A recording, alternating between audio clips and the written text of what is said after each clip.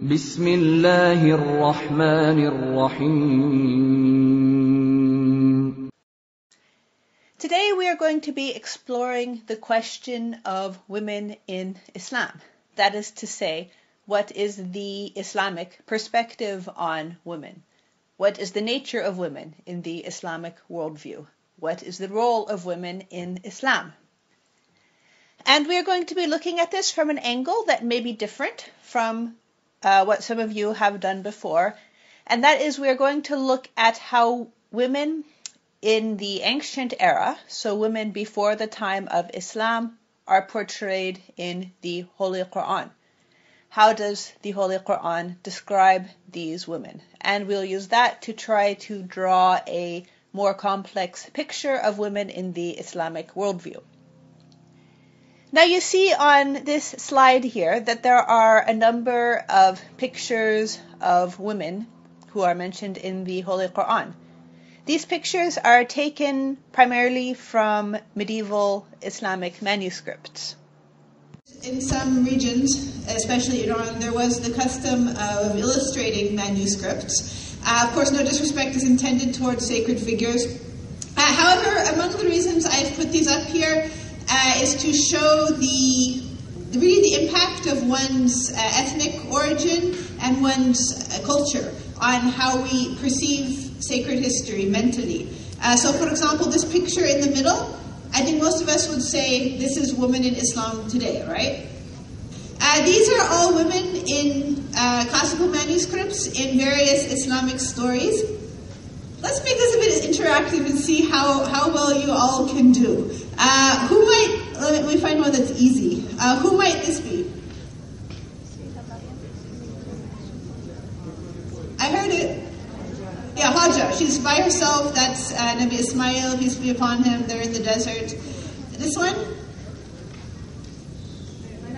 Yeah, Bibi Maryam, peace be upon her.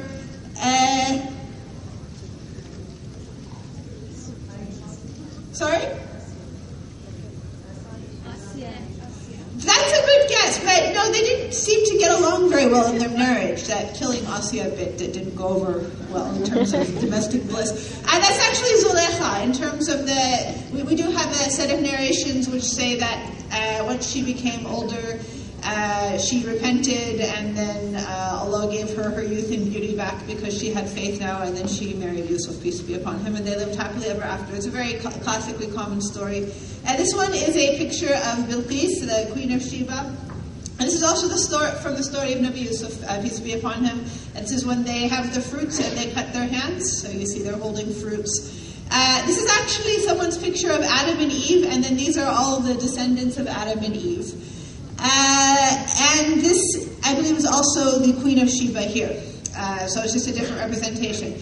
But my hope is that, because the presentation is very concise today, that as we are doing the presentation, you can multitask and also reflect on what messages are being sent in the pictures. How did the people who drew these pictures understand it, and how do we understand these things today?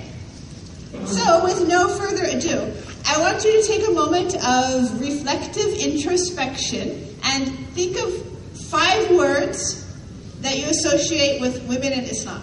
Just not a complicated question. First 5 words that come to your mind. This is actually a thinking question. Okay, but let's have some answers. Pious, okay. Modest. Sacrifice. Dignified, and yeah, powerful. Okay, so that is a representative spectrum of words. I'm sure there's many more words that went through your mind. And these associations are built up basically from what we experience in our lives and in the family, in books, in lectures, in majalis, and so forth. I did a little experiment, and I got a contemporary book on women in Islam, and I plugged it into one of these word cloud makers. And so it makes the words that are most common come out big, and the less common words come out small. And this is a contemporary image of women in Islam. And I think most of us could probably write the book based on seeing the word cloud. So most discussions about women in Islam today, okay, they're about women, fine, granted. Family roles, whether society is patriarchal, is there equivalent? What does the Qur'an say? Women are members of, families, societies. There's modesty, maybe in contrast to societies where they view ideas about women as being superficial. Contemporary questions, roles are very prominent. Family issues. Marriage comes in a few times here. So this is I think this is a very accurate picture of most of our dialogue about women in Islam today. So we can have levels of goals for the presentation today. On a very basic level, if one is not familiar with the Quranic stories about women, inshallah, you'll leave with a greater familiarity of it. But if you're already familiar with these stories, I'd like you to go a step further and analyze yourselves how are women actually being presented in the book of Allah Ta'ala. This is how we present women in Islam in the 20th century. How does Allah, in His infinite wisdom and eternity, how does He describe females? I'm not going to be giving you answers, by the way. In part because I don't think that's my job. I think these are questions that ultimately people need to find answers for themselves. Not just having an opinion and taking an opinion out of the air, this is my answer because I'm right. But what I mean is these are lifelong questions, including issues pertaining to the miracle of Allah in creating men and women and the sort of challenges that are faced, some of which we were discussing last night in the nighttime session. So what I want you to think about, inshallah, is to try to begin to answer for yourself, and if we have time afterwards, we could perhaps share some views. How is Allah Ta'ala presenting women in the Qur'an? I'll make some observations about some things, but ultimately I'm leaving it to you to draw the final conclusions. So these are some things to keep in mind as we go through these stories. What do they say about the nature of women? And this is something that comes up a lot in speeches about women in Islam, the idea that men have one nature, women have one nature. So what does Allah say about the nature of women, according to how the stories are played out? And what is the role of women? Is Allah Ta'ala saying women have a certain role?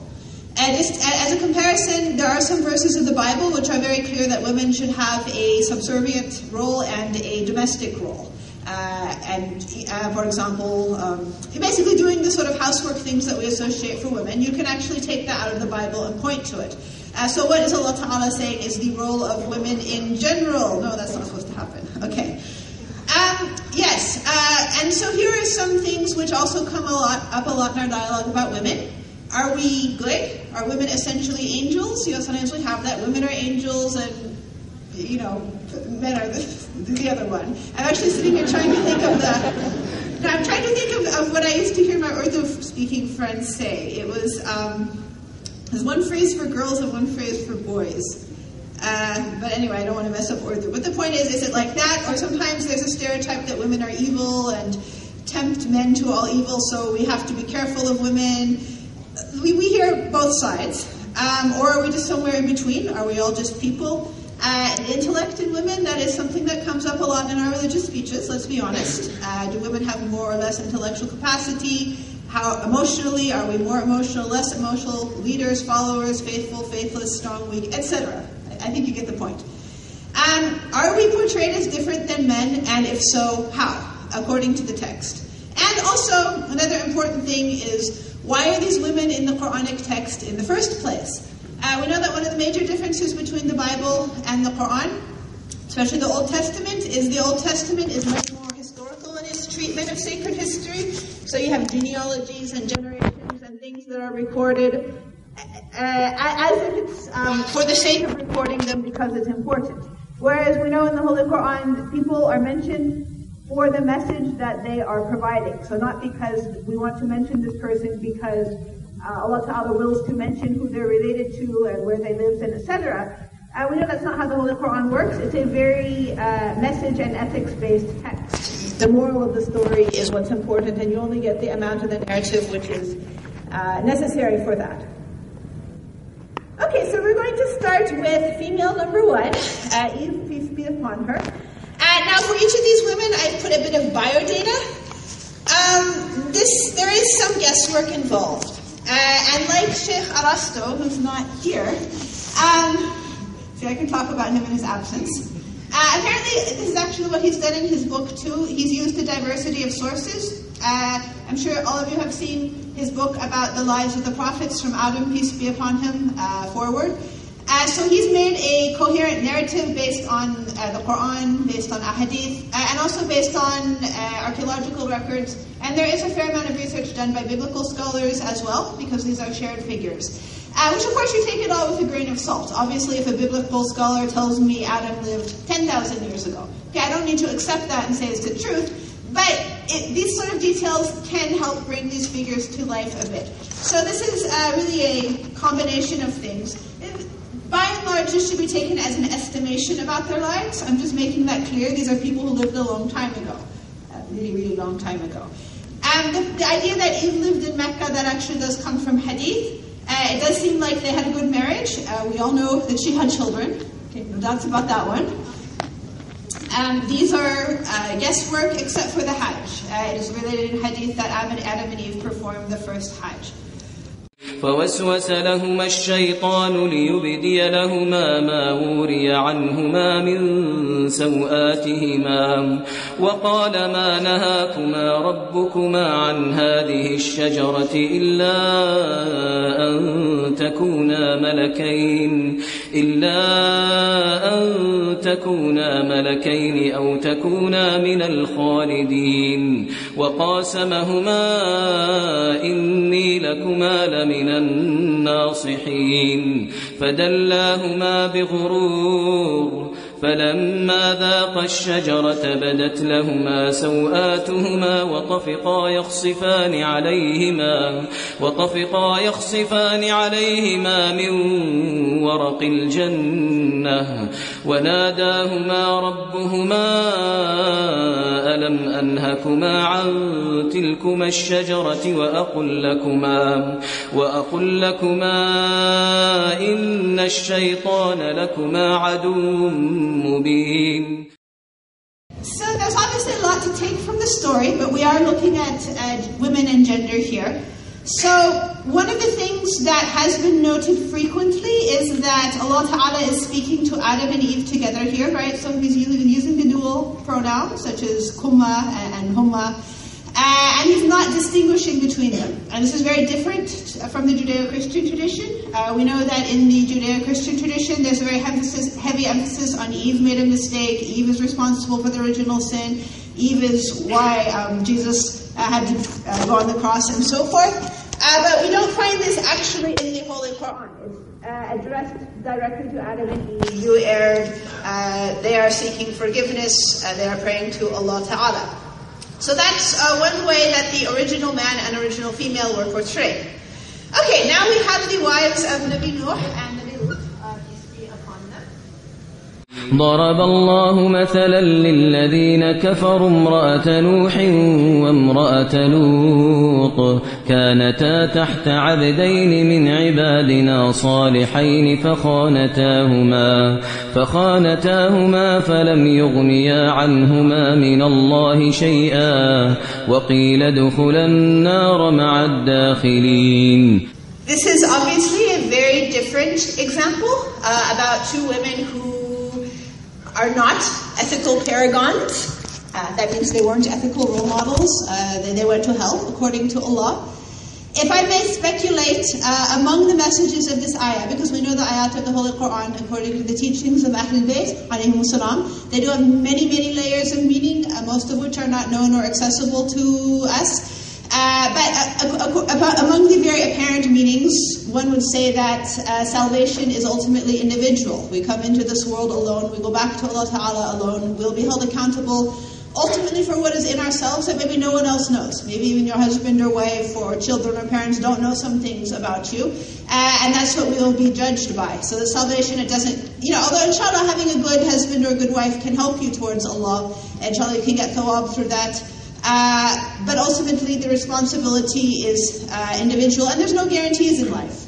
And also people change too. I mean, I don't know that the hadith really mentioned what the wife of Nuh was like when they got married, but at the time of actual test, she went the wrong way.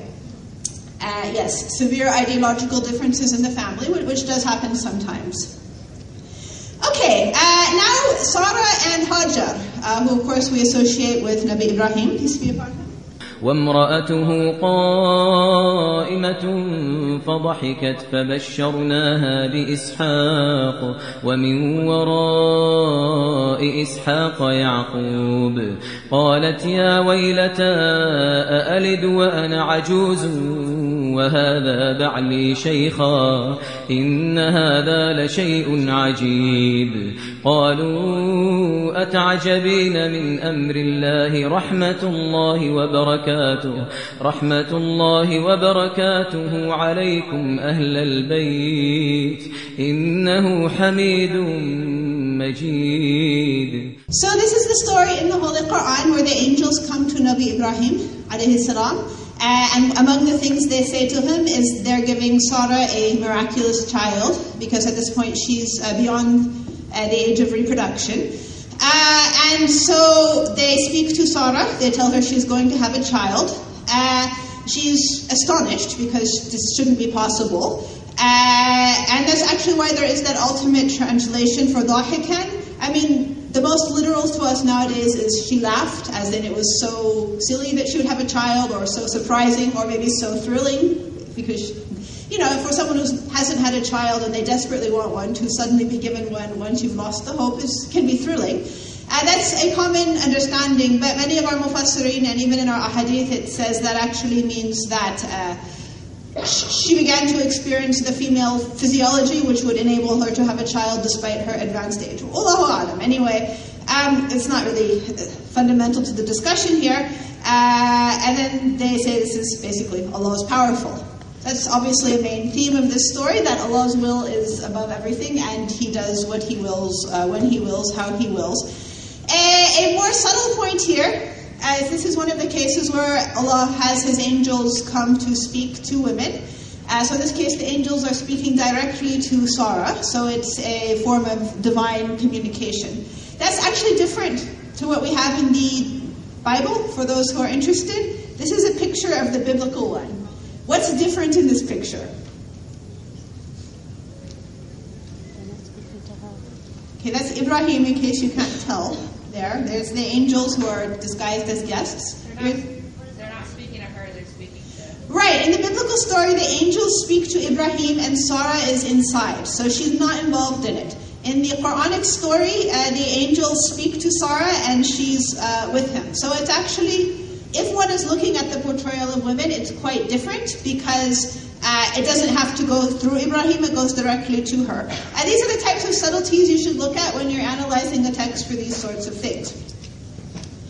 Okay, now we come to Hajar, peace be upon her, who's not mentioned directly in the Qur'an, but she's alluded to. ربنا إني أسكنت من ذريتي بواد غير ذي زرع عند بيتك المحرم ربنا ليقيموا الصلاة فاجعل أفئدة من الناس تهوي إليهم وارزقهم من الثمرات لعلهم يشكرون. Okay, so this is the dua of Nabi Ibrahim alayhi salam. It is on the screen. And of course, this would be a very difficult thing for most people, to leave their child and their child's mother alone in the desert, which at that time it was not settled around Mecca. There was no water, no food. And so these are some images from a modern children's cartoon showing Hajar, saying, wait a minute, why are you leaving us here? This is what's in the hadith anyway, and inshallah, having faith. In terms of occupation, I did put survival there as a first one, because obviously that's what she had to do, being on her own. And of course, ultimately, she not only survived, but also flourished. In the ahadith, it's mentioned that after the springing of Zamzam, then the tribes people in the region began to settle there, and so they actually built a society bit by bit. And of course, the main fundamental message, I think most people would agree from this story, is absolute trust in Allah, and also in the plan of Allah. That if you talk to the people who were coming there, say after Zamzam began to flow, they wouldn't have imagined that this had a purpose for something thousands of years later, that ultimately the settling Ismail alayhi salam in the Arabian Peninsula and Hajar was a step towards the ultimate establishment of Islam and the holy city of Mecca as the center of the religion of Allah Ta'ala for the rest of the history of humanity up until the return of Imam Zaman, may Allah hasten his return. But at that time, who would have seen it? And of course, it is a reminder about the plan of Allah in our own lives. Okay, Zulaykha. وراودته التي هو في بيتها عن نفسه وغلقت الأبواب وقالت هيت لك قال معاذ الله إنه ربي أحسن مثواي إنه لا يفلح الظالمون ولقد همت به وهم بها لولا أن رأى برهان ربه كذلك لنصرف عنه السوء والفحشاء إنه من عبادنا المخلصين. Okay, so most of us are familiar with the story, especially if you don't recite the Qur'an on a regular basis. You might have seen the Nabi Yusuf movie too. This is an illustration, very vivid illustration of Yusuf alayhi salam running away from Zulaykha. So he looks like he's actually leaping off the balcony, running away. Among the messages, and there is sometimes a bit of discomfort with this story, one of them, which does tie into some of what we were talking about last night, is that we may have double standards in our community about how we perceive men and women. Allah does not have double standards, and we all can control ourselves. Now, of course, Nabi Yusuf, peace be upon him, he had some sort of position with Allah Ta'ala which enabled him to resist the temptation in this circumstance. However, the message is there that he looks towards Allah and not towards what sort of thing he could do in this world, just to enjoy worldly enjoyment. There is also a message here that the human nature of men and women is not dissimilar in some ways, even though we don't always acknowledge it with respect to women for various reasons. But this is something that Allah Ta'ala mentions in the Qur'an, so it's part of the portrayal anyway. Okay, Asya. وضرب الله مثلا للذين آمنوا امرأة فرعون إذ قالت رب ابن لي عندك بيتا في الجنة ونجني من فرعون وعمله ونجني من القوم الظالمين. So, Allah Ta'ala is putting Asya forward as an example for those who believe. And Allah is not qualifying it, so He's not saying Asya is an example for women. Many times we do speak about women only as role models for women, but men as role models for everyone. Right? So, for example, we say sometimes Hazrat Fatima, peace be upon her, is a role model for women, although, of course, she did many things that are important for both men and women, like charity, for example, or worship. But Allah is making it general.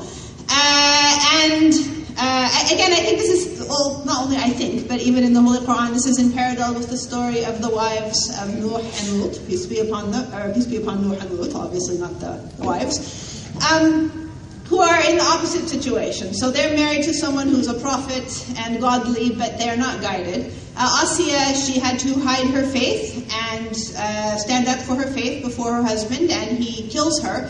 So she's martyred for her faith. But she goes to paradise. So it's sort of the same situation, but it's flipped. And this actually is a contemporary illustration of what she might have looked like in Egypt at the time, and being a queen and the people, her attendants, finding Musa. Also, I put this ayah about the mother of Musa, peace be upon him, because it is one of the other places in the Holy Quran where you see angels actually speaking to women. So again, you have the direct communication from the divine. Hey, Bilqis, the queen of Sheba. قالت يا أيها الملأ أفتوني في أمري ما كنت قاطعة أمرا حتى تشهدون قالوا نحن أولو قوة وأولو بأس شديد والأمر إليك فانظري ماذا تأمرين. Okay, so there's actually a lot one can take from this particular narrative if one looks at it in depth. But some very obvious things that stand out. She's a queen in the sense of head of state. Asiya is a queen in a sense that her husband is Firaun, so he is a king. But I think she's a very passive queen. It doesn't seem she has direct authority over the state. After all, her husband thinks he is God. When it comes to Bilqis, she's actually the military and political head. This idea that her queendom extended to Ethiopia, that's based on archaeological evidence, and also there's stories about her are also found there. Wallahu alam. This is all a long time ago. The question of whether or not she was married probably goes over most of our heads, especially those of us who are raised here. But some of us may know that in the Middle Eastern tradition, and this goes back to the Judaic tradition, there is a lot of emphasis on her getting married to Nabi Sulaiman, peace be upon him. Well, at least in the Islamic tradition, on them getting married. God knows, this is mentioned in the Sunni tradition too. It's not really very heavily emphasized in our narrations, which one may suggest that it's just an ancient legend and is maybe not part of our teachings. But that's also a separate issue that doesn't have to do with the narrative. So among the things you can look at is, for example, how she reacts when she receives this letter from Nabi Sulaiman, alayhi salam. What is her leadership style? Does her leadership style differ from Sulaiman's? So, for example, she asks her advisors to consult about the matter. She takes advice. She makes some observations about the nature of warfare, which we see throughout this surah. And ultimately, she makes a choice to become a monotheist. And of course, this is an interesting phrase because she doesn't say, I submit to Sulaiman, but she says, I submit with Sulaiman, ma'a Sulaiman. So she's keeping her own authority in the statement, but she's still submitting to Allah Ta'ala.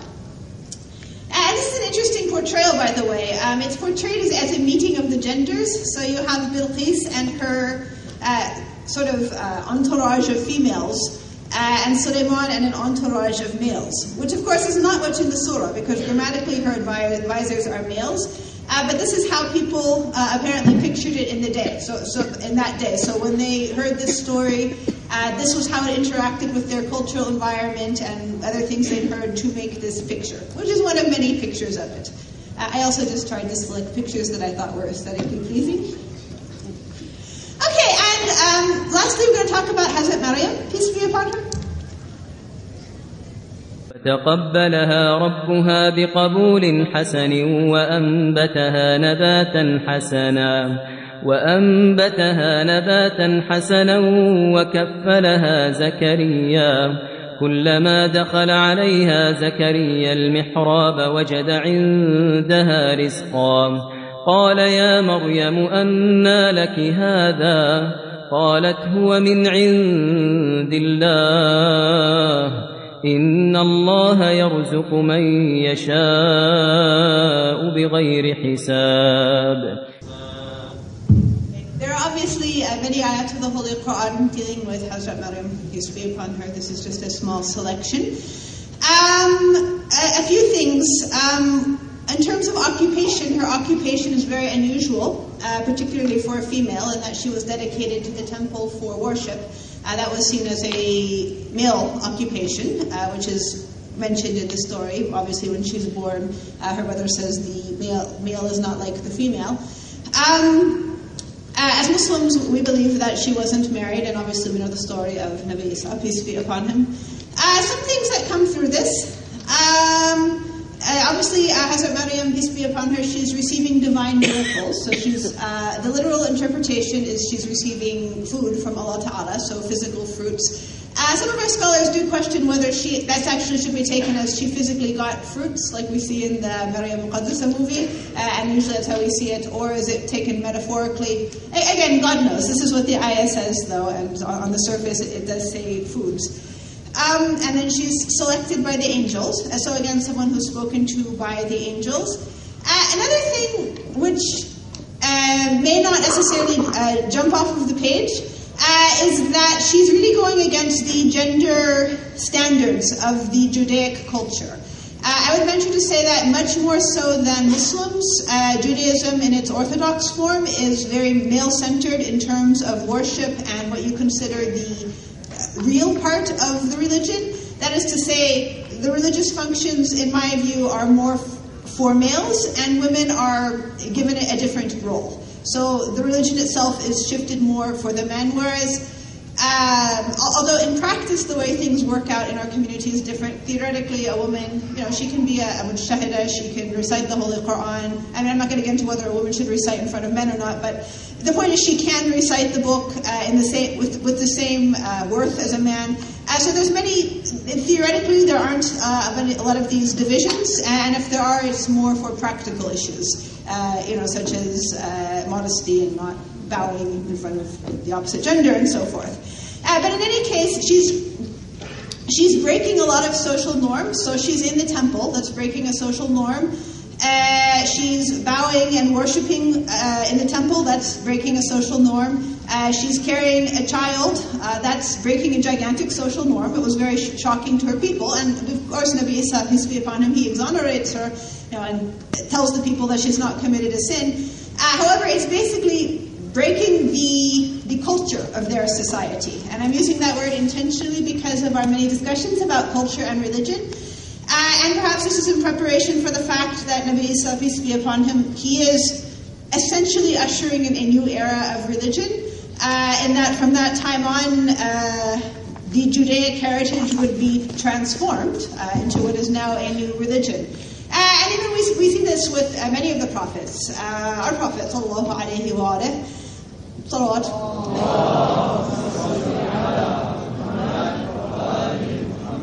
When he came also, he changed many of the norms of society. How many of you know Brother Professor Omid Safi? He does live in the U.S. Yeah, he said something very profound once. He said, no prophet comes to tell you to keep doing what you've always done, right? They don't say, good job, everything is right, just keep it up, I'm here to put the stamp of approval. The prophet comes to tell us where we need to make changes.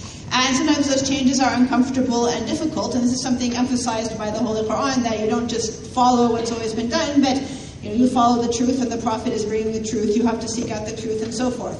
But in any case, this was part of what Sayyidah Maryam, peace be upon her, did at her time. Things that were very, they basically shook up the situation in her religious community.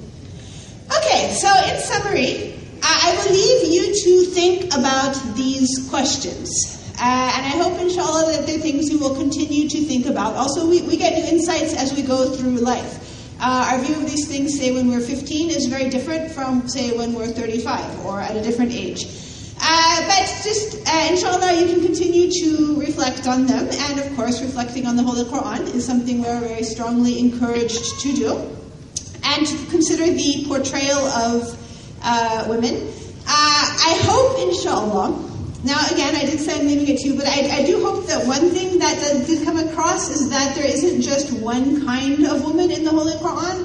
I mean, there's women who are married, women who are single, women who have children, women who don't have children, step-family situations. Hajar is a slave woman. Women who have very good marriages, women who have disastrous marriages. But Allah's not making a value judgment on them based on these things. What is ultimately important is their faith and whether they're going to be true to their faith. So inshallah, this will be an opportunity to, inshallah, an invitation to more thinking and reflection. وآخر دعوانا على الحمد لله رب العالمين وصلى الله على سيدنا محمد وعلى أهل بيته الطيبين الطاهرين. اللهم صل على